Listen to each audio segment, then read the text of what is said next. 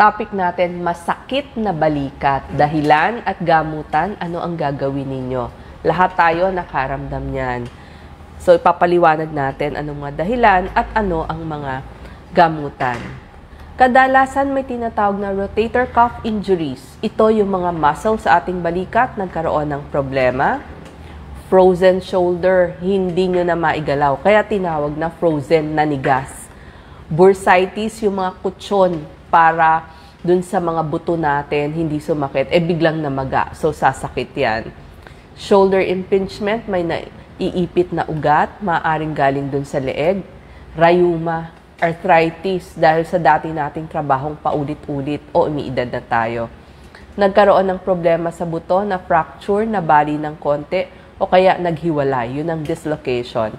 Yung tendon, nagkaroon ng tear, isabihin na punit, kasi maaaring hindi sinasadya, biglang may biglaan tayong ginawa. Kaya yung tendon natin ay nasira o napunit. Nerve compression, naipit ang ating nerves or ugat dito mula sa ating leeg. Ang mga treatments dyan, kailangan nyo talaga ng physical therapy. Yung mga iniinom na gamot, kung pwede, wag gagawin. Pero mas maganda yung i-rest natin, lalagyan ng ice, tapos i-elevate natin pag masakit. Surgical intervention, orthopedic surgeon po ang magsasabi nun at sana wag tayong mapunta doon. Lifestyle changes, kailangan mas mag-exercise na tayo, mas mag-stretching tayo at kung ano man ang trabaho nyo ay aayusin nyo. Home remedies, meron tayong magagawa sa ating bahay.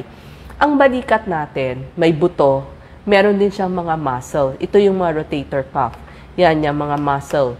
Pag nagka-problema dyan, sasakit. Tapos yung dugtungan, nagkakaroon din. Yung cartilage o yung butong mura dun sa ating balikat. Ligaments, tendons, sila yung nagkakapit sa pagitan ng muscle at buto, pwedeng mapunit. Unahin nating dahilan, yung rotator cuff o napunit na rotator cuff, ibig sabihin yung mga muscle dyan. So, ang mararamdaman nyo, pwedeng mamaga o mapunit ang mga muscle na yan. Masakit.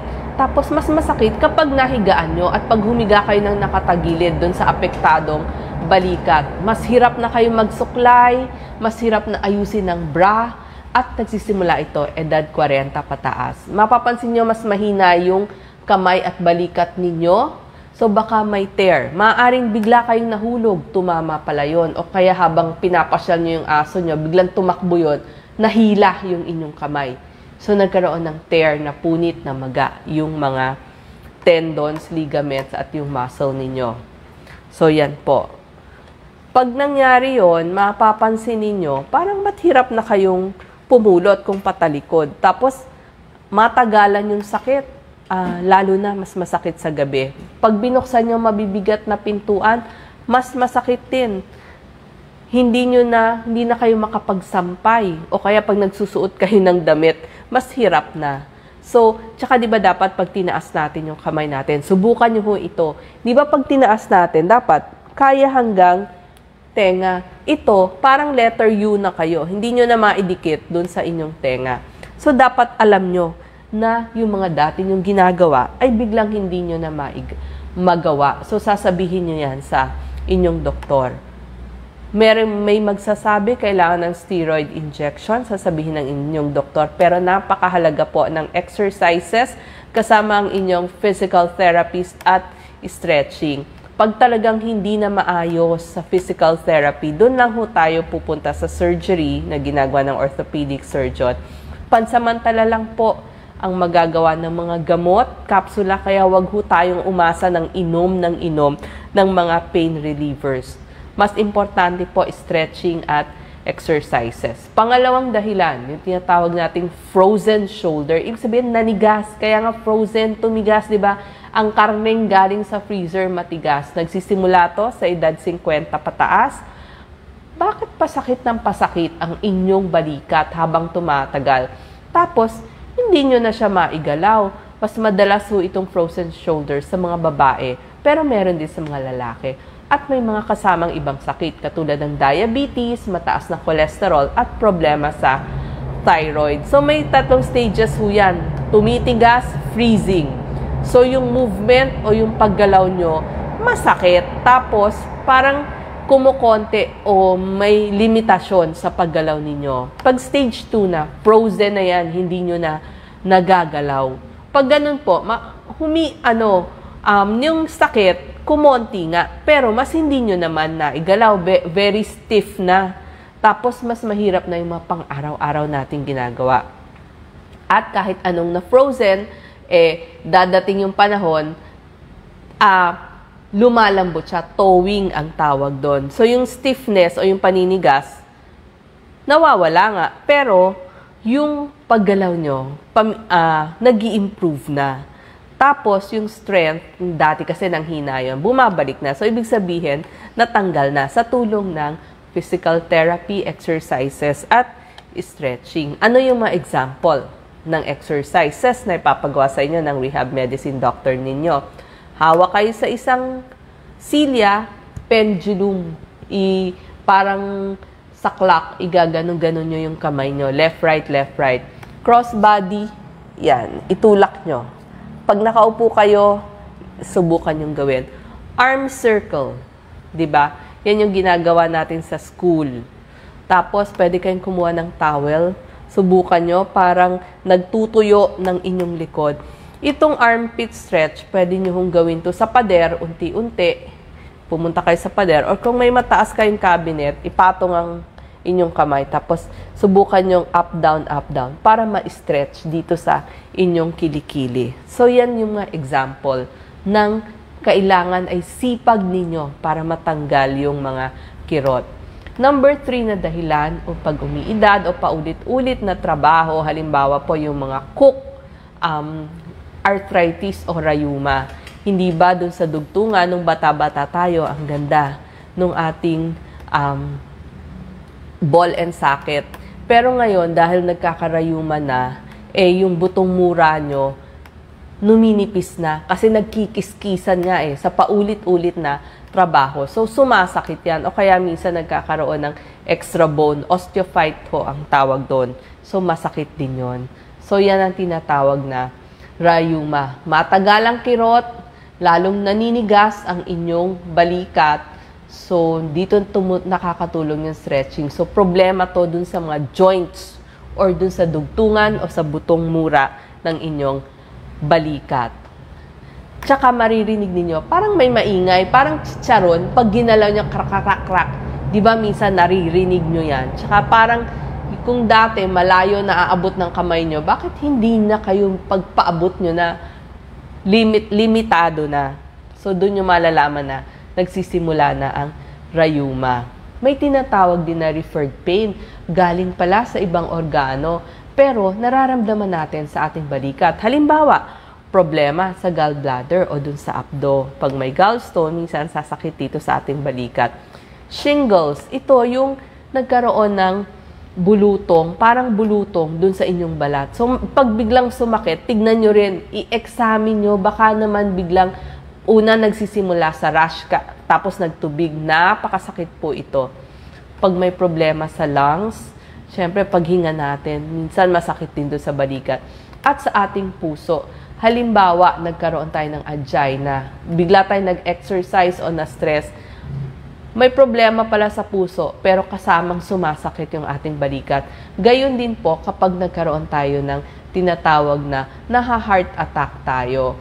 Masakit ang balikat, pero may kasamang iba. Hirap huminga, masikip yung dibdib, parang may nakadagan, hanggang panga at hanggang leeg. Parang nahihilo, nagpapawis. Baka po naha-heart attack, kailangan na natin pumunta sa emergency room. So, kailangan nyo pong pumunta sa inyong doktor. Bursitis. Yung bursitis, masakit, matigas sa paggalaw, lalo na sa pagtaas ng kamay. Dahil ito sa dating injury, nagkaroon pala kayo ng dating yung injury. So, paulit-ulit na gawain, pwede rin. Kasi nga, ang bursa ito, sabihin, parang may pockets dyan. Merong mga pockets ng kutsyon sa pagitan ng buto para hindi sila nagkikiskisan. Ang problem, minsan, namamagayon yung sa pagitan ng buto. So, pag namaga, masakit. So, yun po yung tinatawag na bursitis. Itis, ibig sabihin, inflamed. Baka naman na-dislocate o naghiwala yung inyong buto o kaya naman na-fracture, nabalian kayo ng buto, hindi nyo na lang nalaman. Ang pagkakaiba nito, biglaan, sobrang sakit at hindi nyo maigalaw, lalo na dito sa harap ng inyong balikat. Dahil nga humiwala yung inyong mga buto. So, tignan nyo, baka nagkaroon ng aksidente. Ayan, di ba? Dapat ganyan, nakadugtong yung ating mga buto. Ito, bumaba, humiwalay, gumilid, o kaya talagang naghiwalay ng tuluyan. Ano yung mga test na pwedeng gawin? Siyempre, pupunta kayo sa emergency room or dun sa mga doktor ninyo. Ano po yung mga doktor na pwede nating puntahan? Orthopedic surgeon, doktor sa buto yun. Pwede din po rehabilitation medicine doctor. Ito po yung nagpapa-exercise at nagpapa-stretching sa inyo. Sasabihin niya, magre-reseta siya dun sa physical therapist nyo anong mga exercises ang gagawin. So may tulong din po ng physical therapist. Kung makakahanap po kayo ng myotherapist, ito po ay para sa muscle. At kung walang myotherapist, pwede din po yung mga nagmamassage para lumuwag-luwag ang ating muscle.